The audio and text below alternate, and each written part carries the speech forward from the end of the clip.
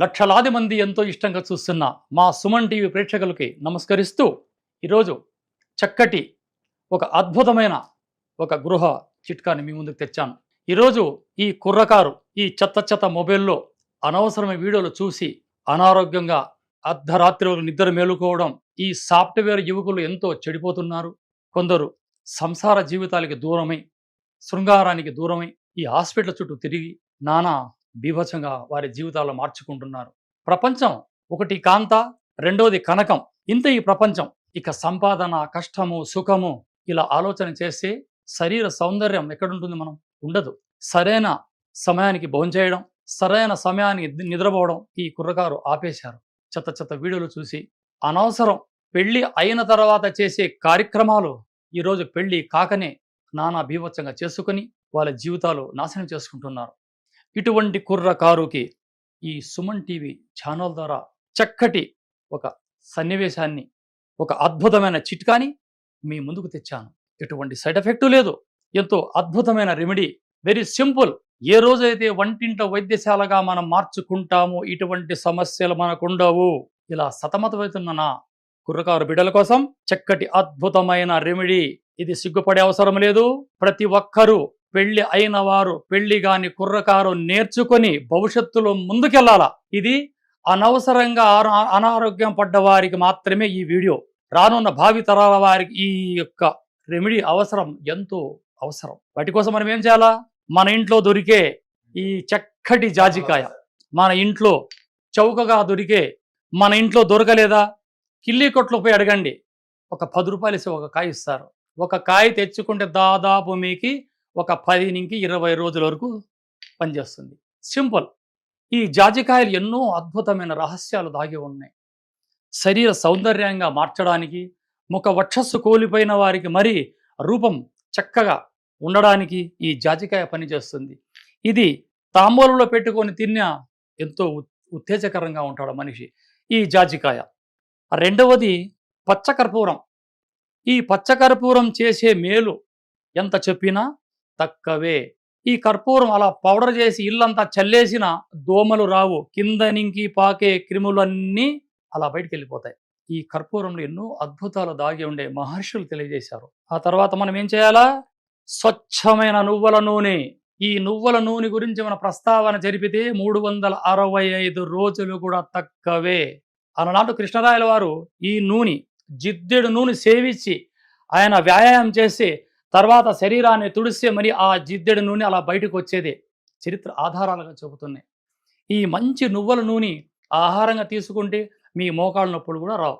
శరీరాన్ని రుద్దుకుంటే శరీరం వజ్రదేహంగా ఉంటుంది. అటువంటి నువ్వుల నూనె ఈ యొక్క చిట్కాకి అవసరం. మనం ఏం చేయాలి? ముందుగా కాస్త నువ్వుల నూనె ఇలా వేయాలి.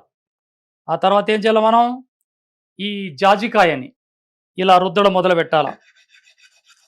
ఇలా రుద్ది చూసారా? అలా పేస్ట్ ఇలా చక్కటి గంధం వస్తుంది.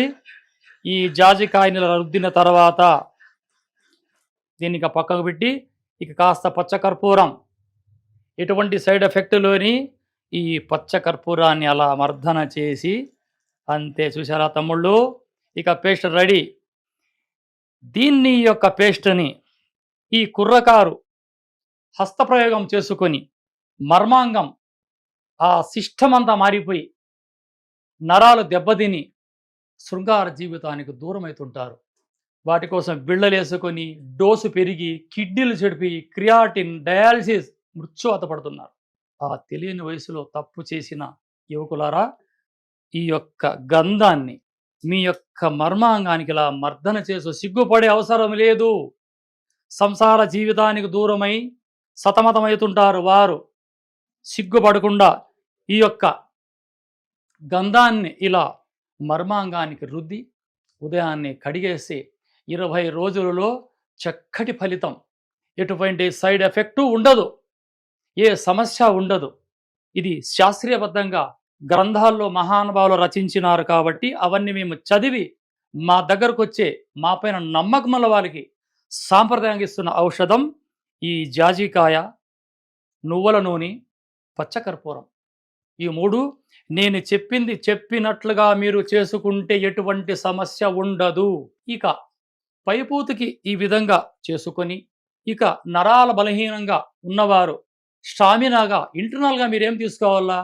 నువ్వులతో చేసిన లడ్డూలు గాని, నువ్వులు, బెల్లం దంచిన చిన్న చిన్న లడ్డూలు చేసుకొని తినండి. మంచిగా మీకు దొరికితే అశ్వగంధ పౌడర్‌ని పాలలో ఏసుకొని సేవించండి. ఈ రాత్రుల్లో పెరుగు ఆపండి. మాంసం ఆపండి. నాటుకోడి తినండి. ఈ గొర్రె మాంసం, ఈ ఫారం కోడి మాంసం వెంటనే ఆపండి. నాటుకోడి మాంసం గాని, చేపలు గాని తినేవాళ్ళు తినొచ్చు. ఇవి వాడని వారు బూడిద గుమ్మడికాయ గాని, నాటు వంకాయలు గాని, దుంపలు, కందమూలములు ఏ కందమూలములు తీసుకున్నా కందమూలు అంటే బంగాళదుంపలు గాని, చీమగడ్డలు గాని, ఇక ఇన్ని చానా ఉండాయి ఈ మార్కెట్‌లో. ఇవన్నీ మీరు తీసుకోవచ్చు.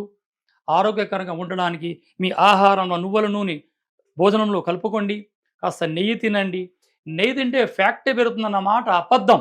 నెయ్యి తింటే మీ గ్రీసింగ్ ప్రాబ్లమ్ ఉండదు. మోకాళ్ళ నొప్పులు రావు. ఎంతో ఆరోగ్యంగా ఉంటారు.